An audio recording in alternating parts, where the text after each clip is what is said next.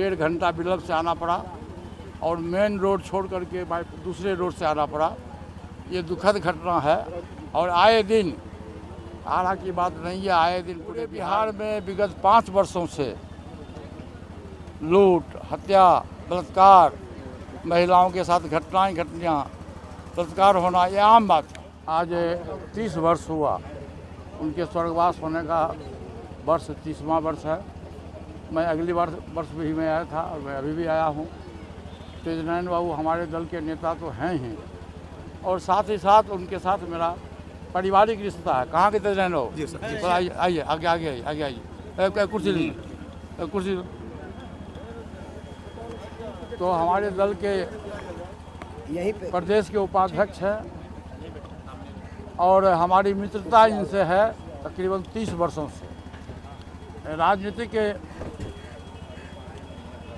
लगाव तो है ही, लेकिन पारिवारिक एक रिश्ता भी है जिसको मैं जब तक राजनीतिक जीवन में हूँ मैं निभाऊंगा। और मैं इनके व्यवहार और इनकी धर्मपत्नी श्रीमती निर्मला देवी जी का मैंने स्वभाव देखा, मुझको काफ़ी खुशी हुई कि आज के ज़माने में इस कलयुग में लाखों में कोई एक बेटा बेटी होता है जो अपने मृत माँ बाप की सेवा करता हो।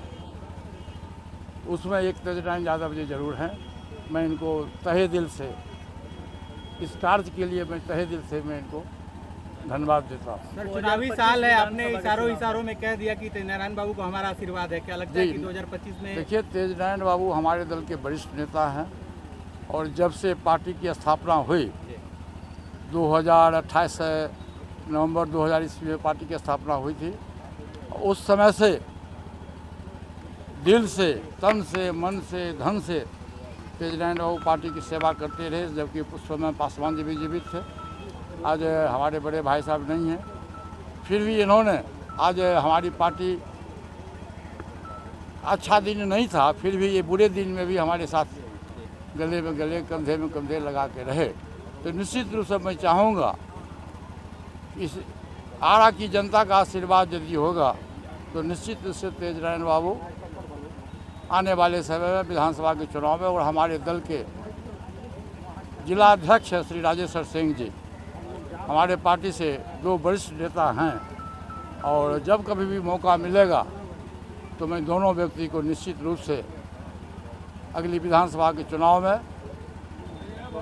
बिहार के आरा में आज लूट की बड़ी घटना हुई है। वही मैं कह रहा हूँ। उसके चलते हम लोग को 1.5 घंटा विलम्ब से आना पड़ा और मेन रोड छोड़ करके दूसरे रोड से आना पड़ा। ये दुखद घटना है और आए दिन, आरा की बात नहीं है, आए दिन पूरे बिहार में आपने देखा हो, आप लोग तो पत्रकारिता के लोग हैं। पूरे बिहार में विगत 5 वर्षों से लूट, हत्या, बलात्कार, महिलाओं के साथ घटनाएं बलात्कार होना ये आम बात है। आज से 4 दिन पहले भाई साहब, जहां मुख्यमंत्री जी का गृह जिला है, जहां उनका कर्मभूमि है और जन्मभूमि है नालंदा, वहां एक वृद्ध महिला को सामंती के द्वारा पैर में लोहे का कीट ठोका गया और प्रशासन का एक भी व्यक्ति सुध लेने नहीं गया या मुख्यमंत्री का कोई बयान नहीं आया। ये दुखद है और मुख्यमंत्री जी, मैं निश्चित रूप से कहूँगा कि 20 वर्ष से सत्ता के में वो है, काबिज है। और शायद, मैं डॉक्टर तो नहीं हूँ, लेकिन जो मैं देख रहा हूँ उसके हिसाब से मैं कहूँगा मानसिक रूप से और शारीरिक रूप से वो स्वस्थ नहीं है। इसलिए आज मैं इस पुण्यतिथि के अवसर पर मैं ये भी आरा की जनता को कहने आया हूँ कि ये चुनावी पर्व है और ये 5 वर्ष में एक बार पर्व आता है। अक्टूबर नवंबर 2025 में पर्व होगा। इस पर्व में आप लोग अपने मत का जो अधिकार का, आपको जो मौलिक अधिकार मिला है, उस अधिकार का प्रयोग सोच समझ के किसी अच्छे नौजवान को आप सौंपिए जो बिहार का विकास कर सके।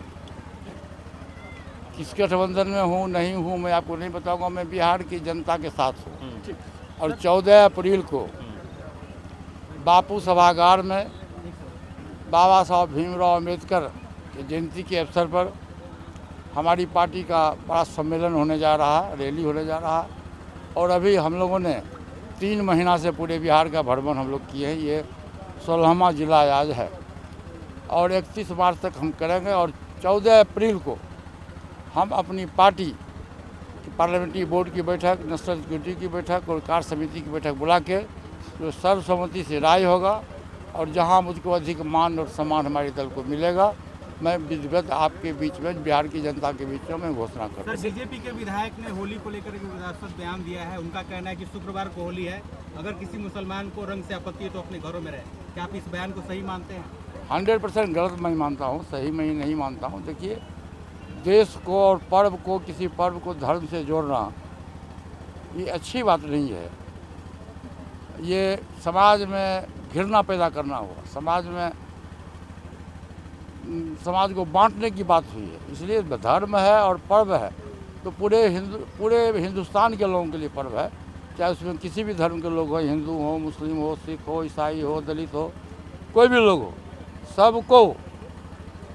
सबका मौलिक अधिकार है जीने का, सबका मौलिक अधिकार है कहीं भी करने का। इसलिए इस पर किसी का बयान देना ये बिल्कुल ही आपत्तिजनक है और मैं इसकी घोर निंदा। आपके नेता ने कहा है कि सब कुछ अच्छा रहा तो 8 महीने बाद नारायण जी को हम लोग सदन में भेजेंगे, क्या कहेंगे? जो हमारे राष्ट्रीय अध्यक्ष जी का जो आदेश होगा मैं पालन करूंगा। जब तक जिंदा रहूंगा मैं अपने गार्जियन, पार्टी के वरिष्ठ नेता, पूर्व मंत्री जी का मैं बात को मानूंगा। 30वीं पुण्यतिथि पिताजी की आप मनाए रहे हैं, क्या कहना चाहेंगे इस पुण्यतिथि को लेकर के? जो बड़े नेता यहाँ पे ये तो हमारे पिताजी का पुण्यतिथि बराबर बनता है, 30 वर्षों से बनता है और हमारे गार्जियन आते हैं। काफ़ी जनता यहाँ पे आपको सपोर्ट करने के लिए आई है, क्या लगता है 2025 का चुनाव यहीं से? ये तो हमारे राष्ट्रीय अध्यक्ष जी का जो कहते हैं कि जो आदेश होगा मैं पालन करूंगा। हमारा साहब बोलते हैं कि आदमी बड़ा नहीं होता है, समय बलवान होता है। जी, संकेत मिला है कि कौन सा विधानसभा सीट हो सकता है? साहब तो आपके सामने है, पूछ लिए हैं आप लोग। सीट तय होगी कि कौन सा विधानसभा से? कुछ नहीं। नारायण जी, जाति विशेष की संख्या ज़्यादा होने के बावजूद भी पंचायत में आपका कब्जा है, यानी कि आपको लोगों ने चुना है। क्या लगता है कि अगर विधानसभा में मौका मिलेगा तो इसके लिए इसको आप तोड़ पाएंगे?